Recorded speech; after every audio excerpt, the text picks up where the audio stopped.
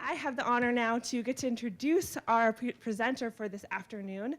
So this is my friend Obasi Shah. Obasi is a rapper, writer, and Google software engineer whose 2017 senior thesis made waves as Harvard's first rap thesis. The thesis, a 10-song rap album called Liminal Minds, received high praise as both a rap album and a work of poetry and can be found on all major streaming platforms. Obasi has given talks at universities, high schools, and a Fortune 100 company, as well as an interview with Sway in the Morning. He is passionate about teaching diverse groups how to cultivate and embrace their unique talents and leverage them for success in imaginative ways. So please join me in welcoming Obasi Shah.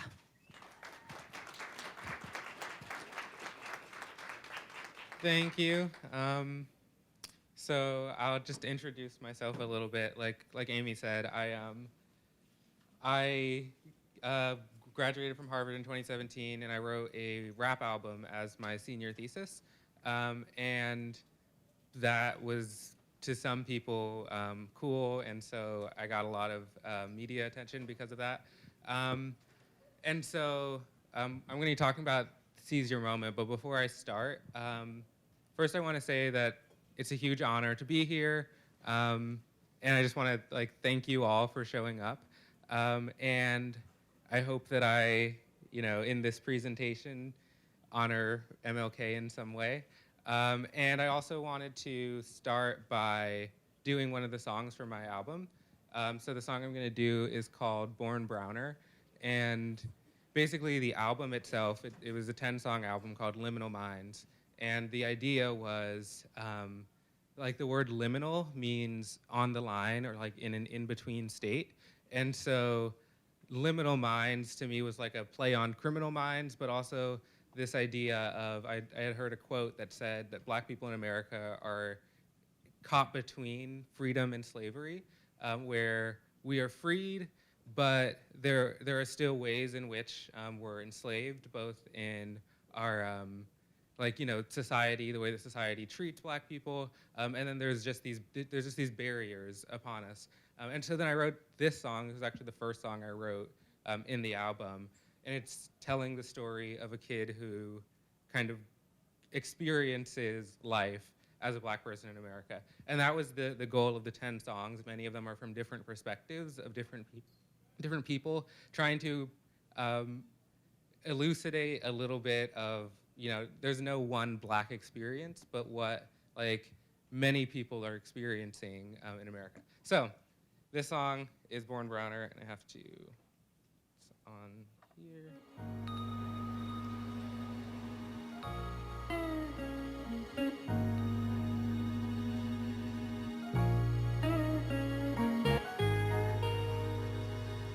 He was 5 years old when he realized he was Black. Kindergarten teacher wouldn't cut him any slack. Saw his doodle in the back, couldn't draw within the line. She told him that it usually took longer for his kind. Mama pulled him out to school next day, told him he would learn to read the old-fashioned way. He stayed a little jaded from that prejudiced encounter. Frustrated, learned to hate himself for being born browner. Around a decade and a half later, waited and deflated. He hated that his shaded made his face so complicated. Found a group of friends who all shared his agitation. Irritation at the nation was their occupation. Confirmation and negation led him to temptation. That's what placed him on his face in front of a gas station. Cuffs cut his wrist, hounded down by the law. Took him to the pound, said he had one call. Mama, help me, I don't know what I'ma do. I understand now, I should've listened to you. Mama, tell me you gon' come down here and get me out. They saying it's too late, don't know what that's about. Mama, please believe me, I said I ain't mean no harm. He wouldn't listen, wasn't gentle, almost broke my arm. Tell me you gon' come quick and open up the door. Tell me there's forgiveness even for a colored boy. But he was looking for forgiveness in the wrong place. Tears running down his and his mom's face. She tried to erase the thought that it could be race involved in any case that can make the boy that she raised and taught to tie his shoelace. Waste away his days in a place interlaced with the taste of racist hate. She prayed with him, interceding for the Lord's grace. Said she'd do what it take to keep her boy safe. Had to cut the gas bill so she could post bond. And when he got home, not one of his friends was there for him. Spent the months alone waiting for his court date. 18 years old and the state had this boy's fate. Too late to run, now the judge judge looking him up and down, wearing a frown, puffed out chest, gaveling gown. Friends testify against him, mama's in the crowd. The judge scowls, boy, what you got to say now? Your Honor, I'm honestly just trying to understand. I pled guilty cause my lawyer said he had a plan. Yeah, I sold, but they piling the charge on me. That's more crack cocaine than I have ever seen. And homie, I mean, you're on a life without parole. I mean, I know I did wrong, but I'm a human, yo. I ain't kill nobody, homie, I sincerely sorry. Don't wanna be a statistic in somebody's story. And I hate to end it there, but I'm sorry too, cause I embellished to be fair, but the story's true. It's been 22 years since that boy was charged. Ronald Evans is his name, and his story's par for the course. Course, no remorse from a system more criminal than those that it forces through courts by enforcing only laws it distorts, and then storing our black men away like we corpses. I forfeit. If I don't say it till I'm horsing, the enforcement is saying that they for us, and they preying on our poorest, and we're paying with our boys. And I pray it don't destroy us, but I'm staying for the course, cause I know they can't ignore us. We got voices, we make noises, brown and black together we are fourth. We got forces, it's a revolutionary war, we're the horses. Yo, I think I'm married to the cause, can't divorce us. The war on drugs is a war we can win, mass incarceration, shout Michelle Alexander. Here's the plan, grab a pen, grab a hand, take a stand. We need women and men, we don't care about your tan. Black, brown, yellow, red, white, blue, race matters to them, but we got work to do. I'm ashamed if I'm quiet, and same goes for you. Stay woke and remember Black Lives Matter too.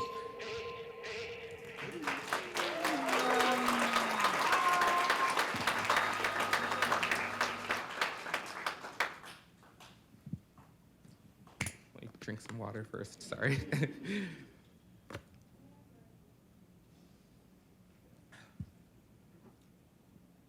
Okay, so that's one song from my album. I'm doing a couple more in the future. But, okay, has anybody seen the movie Coco? Yeah. You guys remember it? The little Mexican kid running around in the land of the dead. Definitely one of the best movies of the year. And in my opinion, one of the most slept on movies of all time, because sure, it won like an Academy Award or whatever, but absolutely nobody talks about this movie anymore. Like, it was barely 2 years ago that it came out, and it was like amazing. I saw it multiple times in theaters. I cried watching it. Did anybody else cry watching Coco? Thank you, the three of you. I love that movie, but like totally slept on. We just totally forgot about it. But the reason it came to mind is because what I wanted to talk about today, it comes from this movie. So if you remember the plot, the basic plot, it's this kid, I'm not gonna, no spoilers, it's this kid, Miguel, who is chasing his dream to become a famous musician. And he has this icon, Ernesto de la Cruz, who he considers to be the greatest musician in the world. And Ernesto has this phrase that he says that Miguel like latches onto. Does anybody remember what that phrase was? Anybody? Seize your moment. Seize your moment. So this is the, seize your moment was a fascinating concept in that movie because at the beginning of the movie, it seems really simple. Like, if your moment comes and you're not ready to grab it, then you're gonna miss out on some incredible opportunities. But then by the end of the movie, we start to realize, like as you watch it, that seizing your moment is a whole lot more complex than that. There's a lot more to think about. Like, do you seize your moment when you already have other obligations? Or when I mean breaking promises? Or do you seize your moment when your success might hurt the people that you care about? The movie wrestles with these moral questions, and instead of coming up with a clear answer, it just re-emphasizes the things that are really important in life. Familia, music, respect for others. I'm not gonna talk about these complex moral questions today, but when I thought about what I wanted to talk to you about, that phrase, seize your moment, was what came to mind in all of their complexity. Because while it would be nice to just tell you something simple, like reach for the stars or do whatever, the fact is that life is not simple, and there are so many moments, and it's hard to determine which ones we're going to seize. But if we do think carefully, and if we take the right risks and we seize the right moments, then we can do enormous good both for ourselves and for others. So I'm going to talk today about not just seizing your moment, but about seizing the right moment, about taking the kinds of calculated risks that are going to pay off for you, and more often than they're going to blow up in your face. So someone might look at my life and say, wow, first rap album thesis at Harvard. I graduated from Harvard at 20 years old, majored in English, then became a software engineer at Google. Like, he must be a real risk taker. But I don't think that that's actually quite right. I don't actually consider myself to be a risk taker at all. Personally, when I look at my life, I just feel incredibly blessed and incredibly lucky to have been in the right places at the right times. But if I'm honest, that's not quite right either. I'm not the first black person to go to Harvard, but I was the first one to write a rap thesis. And there are millions of people who go to college and come out realizing that they study something that they don't enjoy, or who come out having studied what they don't enjoy but not able to find a job. And did you know that only 2% of Google software engineers are black? Like, there are choices that I made, there's barriers that I overcame, and opportunities that I finessed my way into that have put me in the position that I'm in today. But it doesn't really feel like that, right? Like, it feels to me like I was just in the right place at the right time, and these like good things happened to me. So what happened then? Like, what really happened? What I think really happened is that throughout my life, there were these three major principles that I've generally followed that positioned me in the right place at the right time to be able to seize the right moments. So here they are. Number one, pay attention. Number two, do your research. And number three, take calculated risks. So we're going to do a quick rundown of each one of these principles. So first, pay attention. So this is about pay attention. It's about casting a wide net, keeping your eyes open, making it your goal to know what opportunities are around you. So that means meeting people, talking to people, like listening, paying attention when people talk. Don't insulate yourself. The more people you know, the more ideas you encounter, the more books you read, the better your chances are of finding the right moment. So you're casting a wide net. Like, there's all of these things going on around you. You want to plug yourself into as many of those things because the moments are going to come, but are you going to be there to catch them? So, like, for example, did you know that 70 to 80% of the country's of jobs in this country are filled without ever being posted publicly? So what happens is somebody's like, there's somebody who's at a company, a hiring manager or like, a CEO or whatever. They need a job filled. They need somebody to come join their company. You would think they go post this thing on like LinkedIn or Monster or whatever, and that happens sometimes. But in the vast majority of cases, what happens is they tell their friends, oh, I'm hiring for this role. And then their friends are like, oh, I know this guy or this woman who would be a perfect fit. And so then they go and they talk to that person, and like it all happens without anybody else having an opportunity to get into that job. And that's really sad and really frustrating for a lot of people, because if you're trying to get a job and you're going on LinkedIn, you're going to end up only seeing about 20% of the jobs that are like available. So that's a problem. It's really sad. But what do you do? How do you like take advantage of that knowledge? You need to be the friend that somebody talks about. So that's what paying attention is. It's casting a wide net. It's being available for the opportunities to come to you.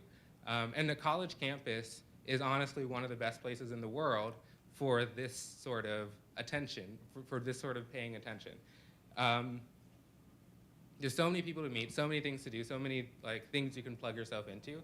But for the introverts like me, it can be tempting to just kind of like block it all out, just like go to class, go home, be done, not have to interact with anybody because you're trying to get what you want, what your goal is done.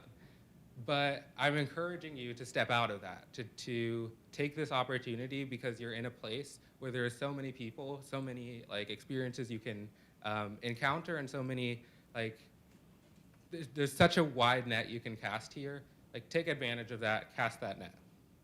So that's paying attention. The second principle, do your research.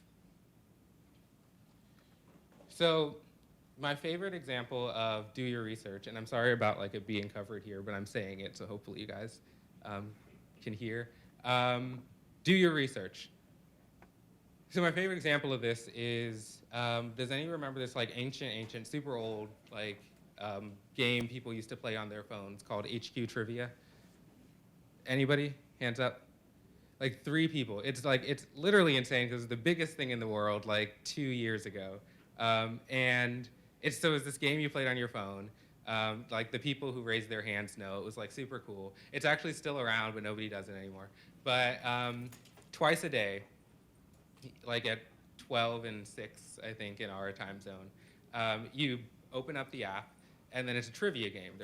It's 12 questions, and there's like an actual live host, so you're holding your phone, and there's like a guy on the screen, like asking you these trivia questions, and then the answer or 3 options pop up. And if you get all of the questions right, and you get like to the last question, then you split some like major amount of money, like $100,000 or whatever. And like it's usually just like 3 or 4 people who did it.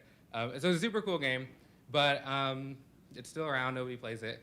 The thing that I wanted to say about this though is back then, like when it was cool, there was this like they actually allowed you to submit your own questions, and then they might choose the questions from somebody who submitted. And so there's this, like you'd have to dig deep into a menu somewhere, but it gave you this prompt for submitting your questions. It said, think of a subject that interests you, then think of one fact or specific thing that you like. Now Google it and dig into the results until you find a fascinating nugget. Finally, work it into an intriguing question with proper grammar and spelling.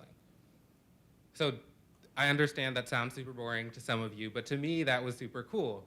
It brought to mind this idea of somebody who's like this singular expert of a singular thing. Like they went onto the Wikipedia page for bubblegum, and they like read all the Wikipedia about bubblegum, and now they know everything. They know like when it was invented, they know how it became popular, they know like the viscosity of it, like which ones are like what makes it stretchy, and they just like have all of this knowledge, and you gather this knowledge, and you don't like you know that this will probably be worth nothing to you. Like this is like knowing about bubblegum is probably there will be no time in your life that this is useful.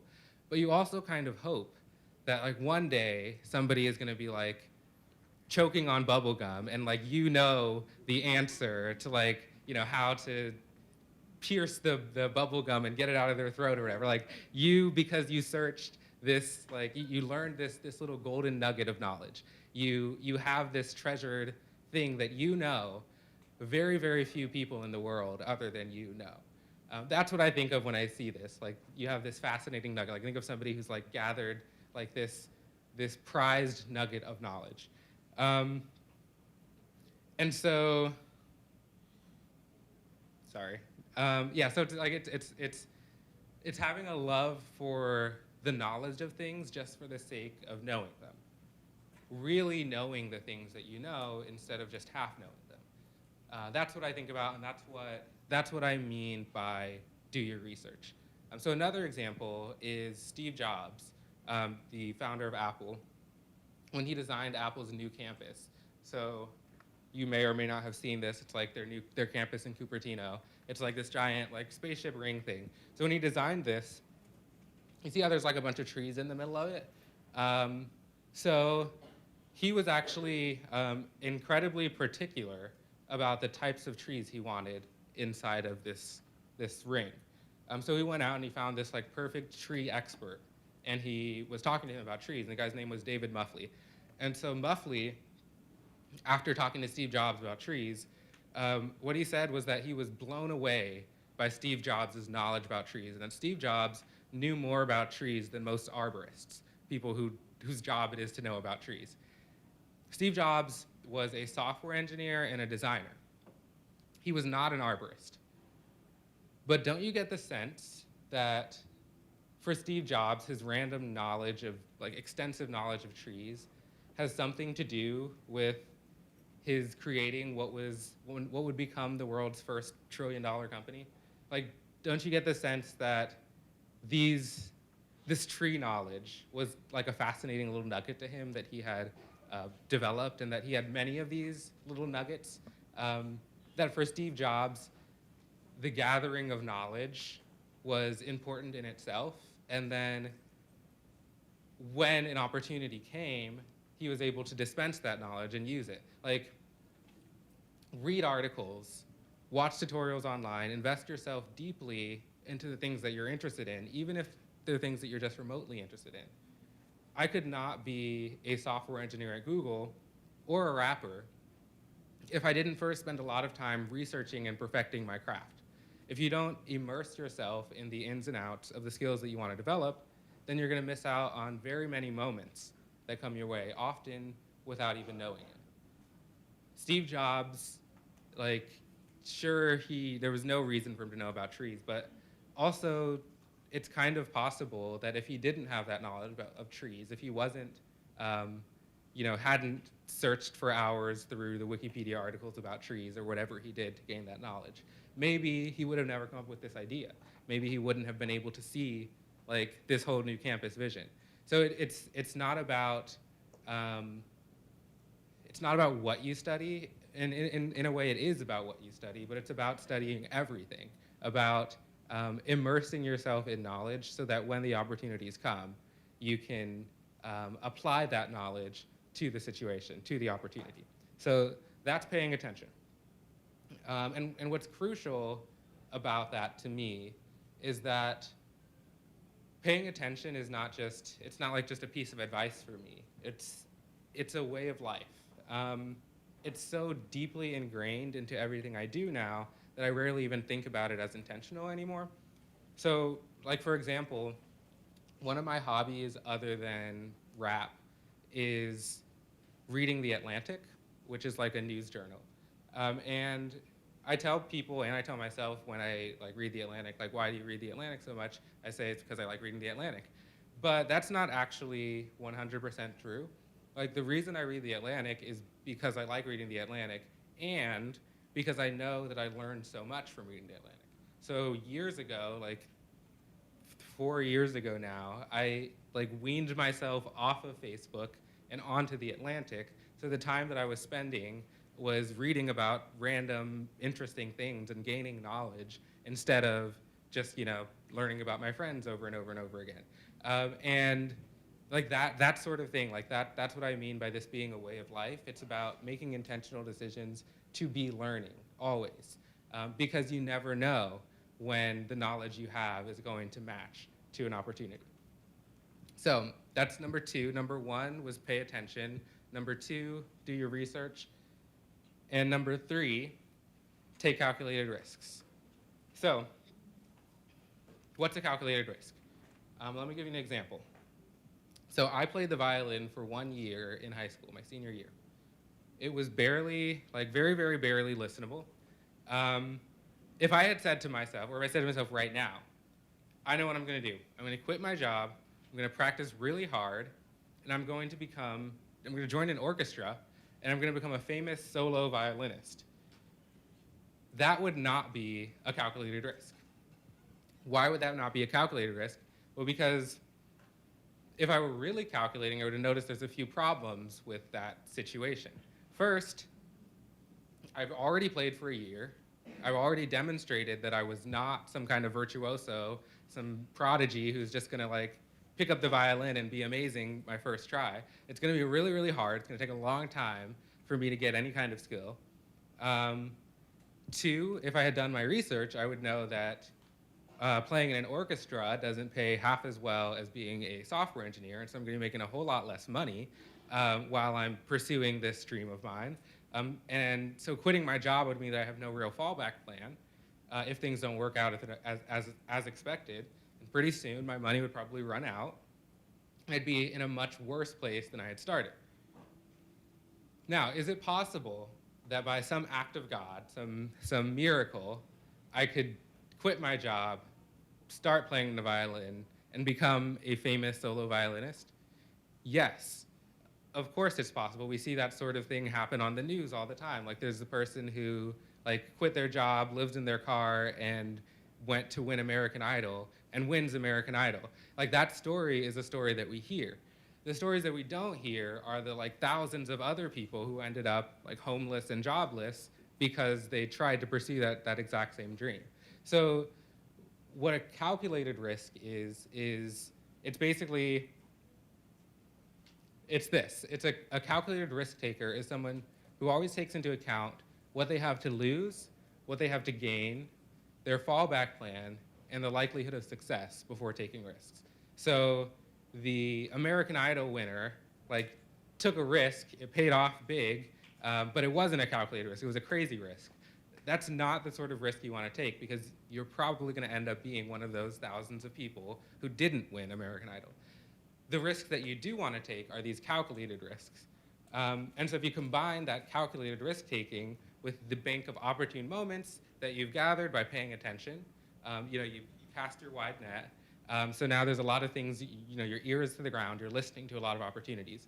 So, and then you have the research, so your friend whose friend of a friend is looking for a bubblegum expert is like, oh, hey, I remember that guy. He knew all about bubblegum.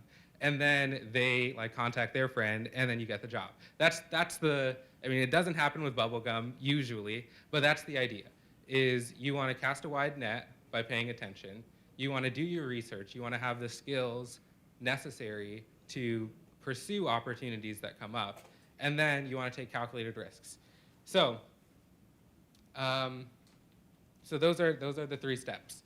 So just like as an example of this, when I chose to study English, which was my passion in college, again, like that sounds like a crazy risk because like, how did I end up like studying English and becoming a software engineer? Well, actually, it was a very calculated risk that I took. I had reasonable confidence that I could get a good job in engineering anyway.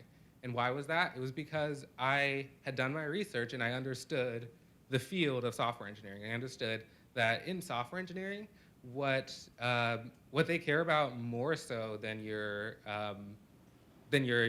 school training is that you have real world skills. And so all 4 years during college, I took up part-time jobs doing software engineering because I knew that if I was getting the experience that way, that would mean almost as much as getting a degree. I also minored in computer science, so that I would take the courses that I needed so that I would be able to present myself well and pass an interview and get that job. So like from a far away view, it looks like this risk I took was, I just got super lucky, I did this crazy thing, but in reality, I had done my research and I had taken a very calculated risk. Similarly, my thesis. So English majors at Harvard were given the opportunity, like you could apply to write a creative thesis, which is like a lot of times it'd be like a book of short stories or a play or that kind of thing. Nobody had ever done anything similar to rap before.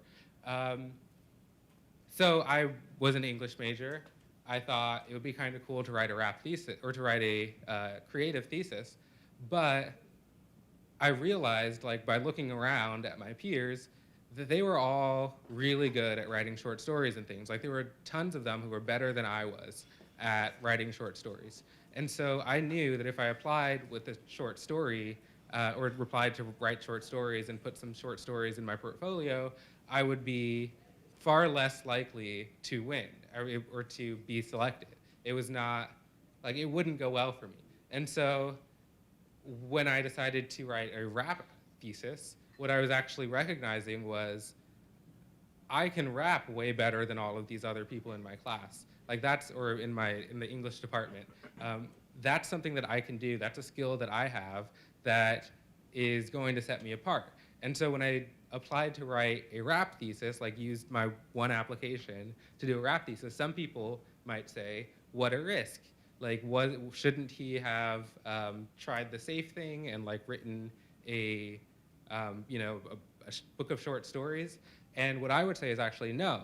I think that would have been a much riskier like decision for me. Like the calculated risk for me was looking around and seeing what I had to lose, which was the opportunity to write a short story thesis. What I had to gain, which was the opportunity to do this thing at all, my fallback plan, which was I was A-okay to write just a normal thesis, that was fine, and then the chance of success, and that the likelihood of success, and that's where, in this case, that's what pushed me over the edge, and I was like, let me write this rap thesis, because this is the way that I can like utilize my skills that I have from doing my research to like use this opportunity that I found by paying attention. So those are like two examples.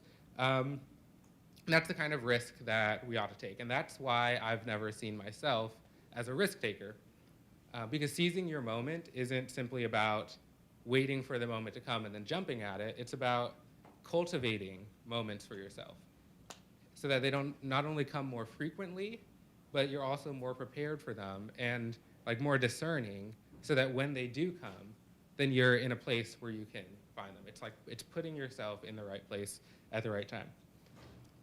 Before I finish though, do you remember the moral questions that I asked about in the beginning? Like, what do you like? Do you seize your moment if it means breaking promises or hurting the people that you love?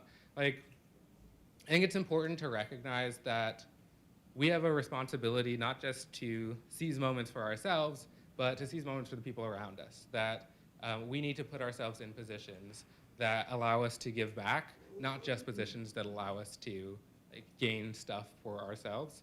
It's about finding the moments that position you best to help yourself and others. And so I'm not going to go into very much detail about this particular example because mostly because I like my job and I want to keep it. But over the past 2 years at Google, 2.5 years, I've managed to use these steps to seize some other important moments. Like I was able to look around, do my research, and take calculated risks in order to advocate for higher pay for a group of employees that I and some others felt like were not being paid well enough, and we were successful because of these steps. And I remember I told you guys I got a role as a software engineer at Google. I'm actually not a software engineer anymore. I was able to pay attention, do my research, take calculated risks, and now I'm a technical program manager. I proposed a role for myself working on the interview process at Google because there are aspects of the interview process across the tech industry. Like this isn't Google in particular. And by the way, I'm speaking on my own behalf, not on Google's behalf. But there are aspects of the interview process at Google and it just in the tech industry at large for software engineering that are really give advantage to people who have certain backgrounds, who have done certain things. Like it's not so much a test of are you a good software engineer? It's a test of did you have this particular background and did you like go to an elite institution? Did you whatever? And so what I'm now working on is the interview process, trying to like make changes to make it more fair and like a more accurate reflection of like the skills so that people from anywhere can come in rather than people who have very particular like backgrounds. And so anyway, those are just a couple of examples, but like I've done this to a pretty small extent in my life, but this week we are honoring somebody who did it in a lot of ways, in some pretty big ways in his life, who's Martin Luther King Jr. And when I was thinking about like MLK Week, it made me realize that Martin Luther King was actually an expert at seizing the right moments. Like that's what he did throughout his life. And so as one example, I wanted to read this brief excerpt from the letter from Birmingham jail, which was a letter that Martin Luther King wrote in response to, there was a group of white ministers who had accused him, who said that what he was doing with his protests, his nonviolent protests, was unwise and untimely, and that he should instead work with or negotiate with the administration and like wait until they make decisions, not like he shouldn't be loud and shouldn't be out there making these moves. And so what he said was this. He said, as in so many experiences of the past, we were confronted with blasted hopes and the dark shadow of a deep disappointment settled upon us. So we had no alternative except that of preparing for direct action, whereby we would present our very bodies as a means of laying our case before the conscience of the local and national community.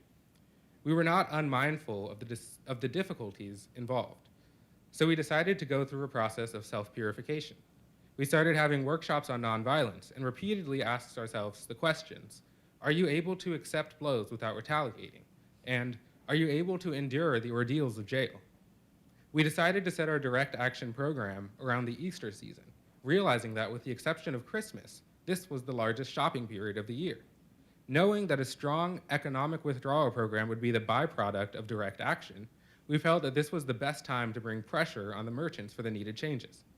Then it occurred to us that the March election was ahead, and so we speedily decided to postpone action until after Election Day.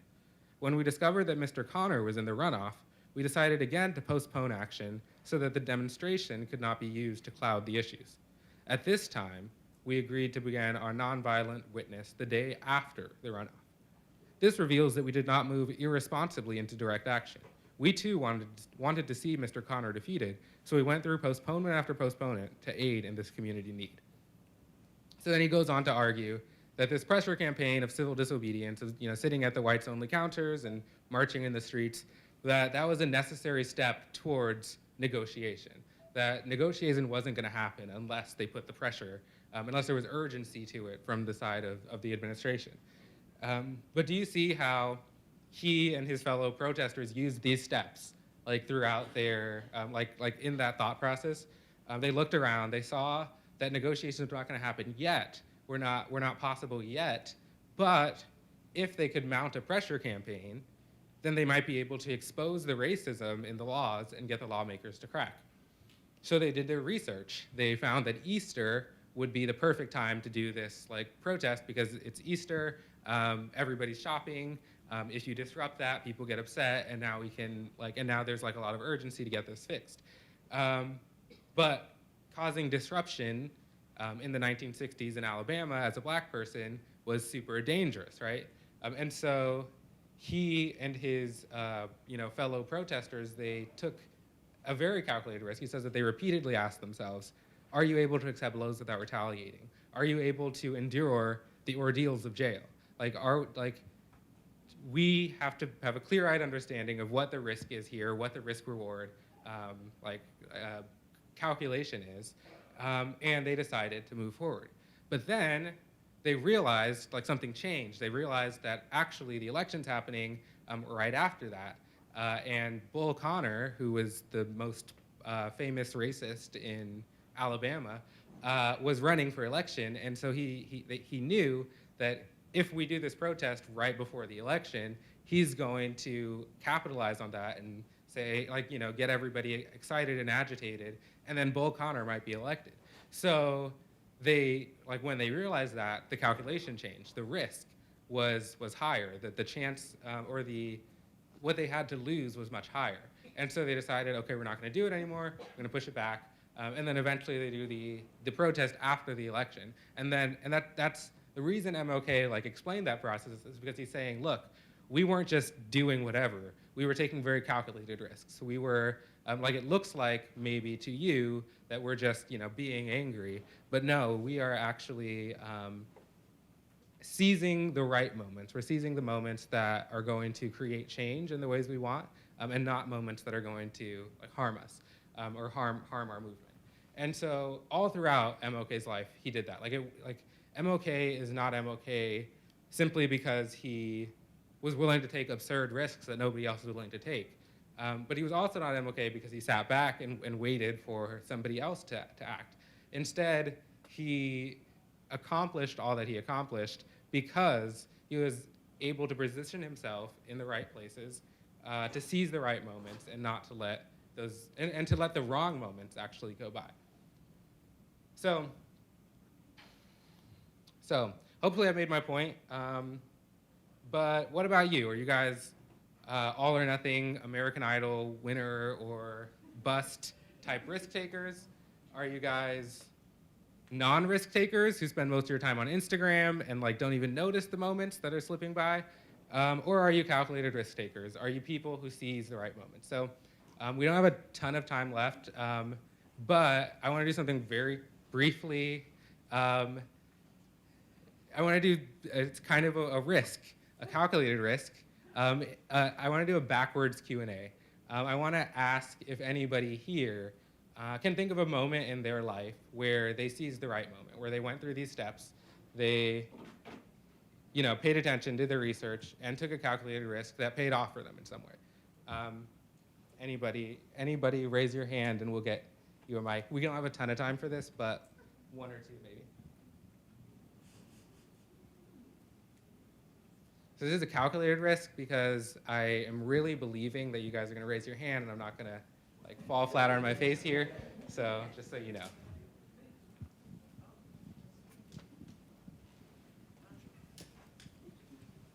Hi, my name is Can Melania. you stand up? Yeah. Thank you. So I would say that coming to America is when I seized my moment, because I was really, really young when I graduated my high school. I was 15 years old, so 3 years older, younger than the other people. And I went to university, then I dropped out. Didn't know what I wanted to do for probably 6 months or a year. And then I knew about the opportunity for coming here to America. And America seems like a really big country for me. For a person who doesn't speak their language really well, a person who has a really different ethnicity and background, I seized the moment to come here and learn about people in here. Thanks. Thank you so much. Anybody else?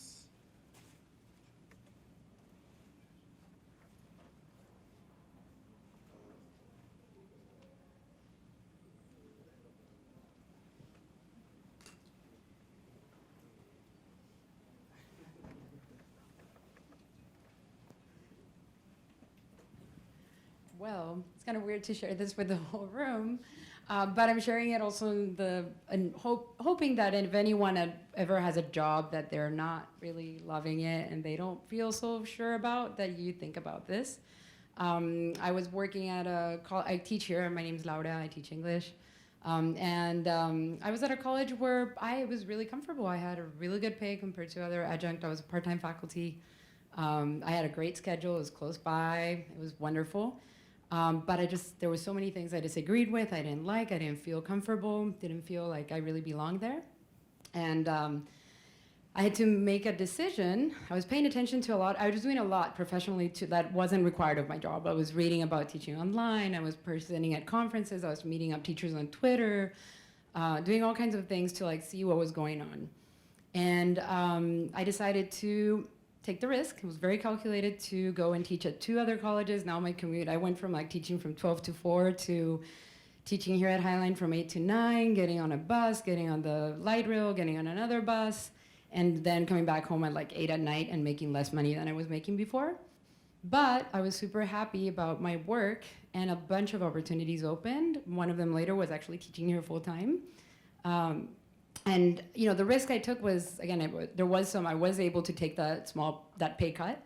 But the risk that I took also was I can always, there's places I can apply to, and it's, at the end of the day, it's gonna make me stay a teacher for much longer. So I'm sharing that with you all just so, I think it always goes better when you are open to new opportunities and you're looking around and you follow where you're gonna be welcome and you have a chance of growing there. So, yeah. Actually, I really like that. I really like that because, again, people could say, don't quit your job. You have job security. Be happy with what you have, which in a lot of cases is the right thing to say. But especially when it's quitting a full-time job and taking on 2 part-time jobs, that sounds to some people insane. But you knew your situation way better than they did, and like you said, it was a calculated risk. These were steps that you were taking that, yes, in a lot of people's situations, those may have been risks that they should not have taken. But for you, those are risks that were really well taken, and you were setting yourself up for success, which I think is super cool. I'm gonna do one more song real quick, and then we'll do the 10-minute break, and then I'll do another song after. and we can do Q&A.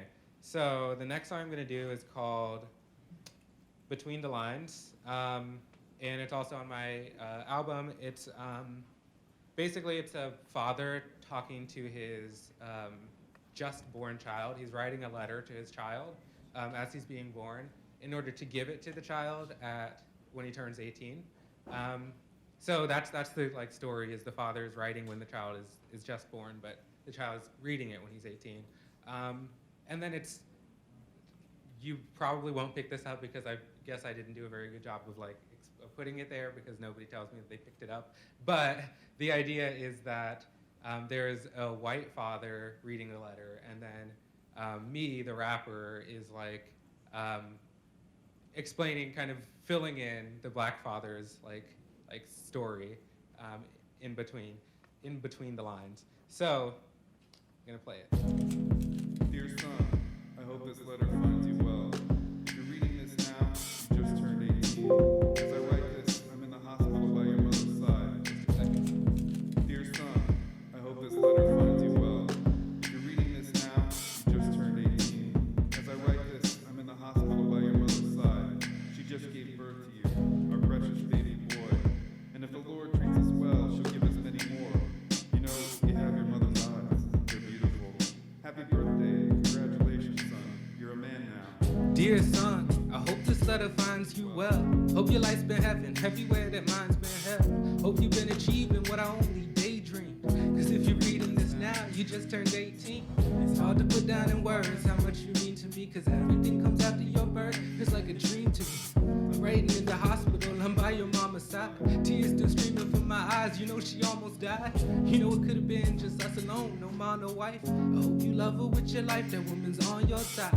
She's strong, she fought for you when the doctor said abort. She said no way in hell, said she trusted in the Lord. And I know it's cause we poor, that's why she barely got prenatal. That's why when you get rich, you put your mama on your payroll.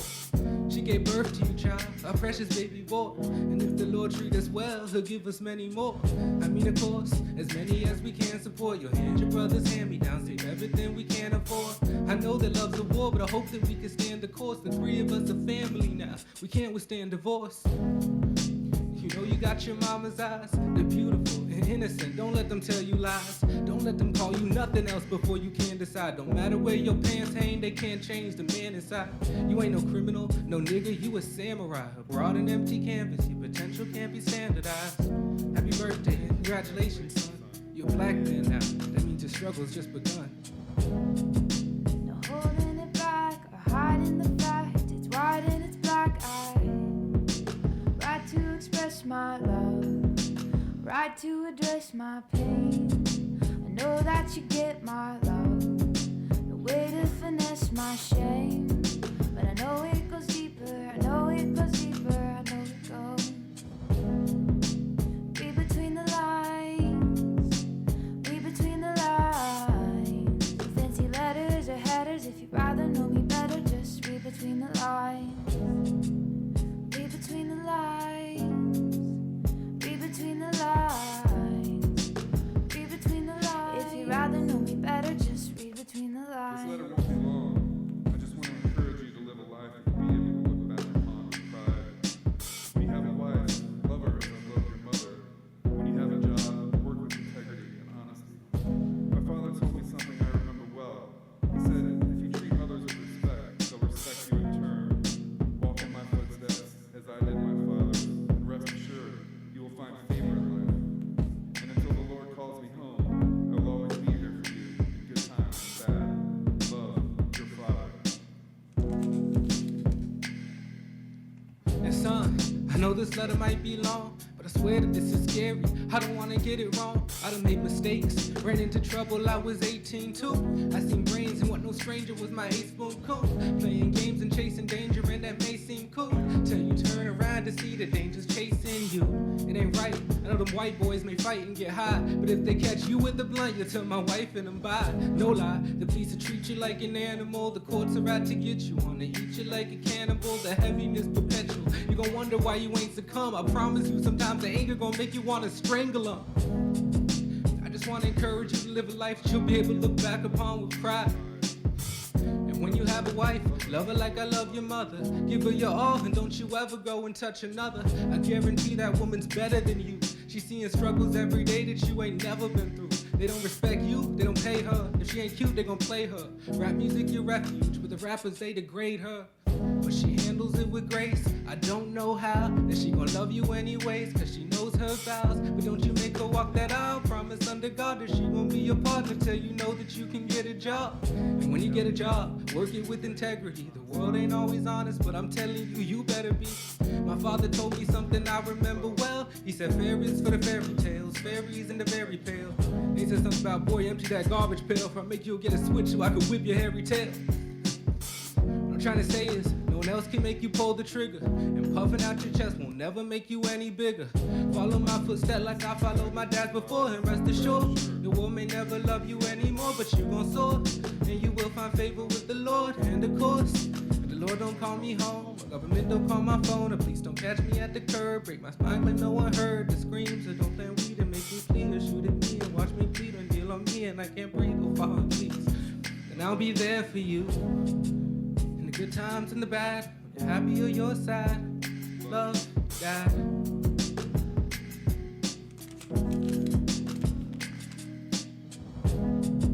No holding it back or hiding the fact. It's white and it's black. I right to express my love, right to address my pain. I know that you get my love, the way to finesse my shame. But I know it goes deeper, I know it goes deeper, I know it goes. Read between the lines, read between the lines. Fancy letters or headers, if you'd rather know me better, just read between the lines. Read between the lines, read between the lines, read between the lines. If you'd rather know me better, just read between the lines.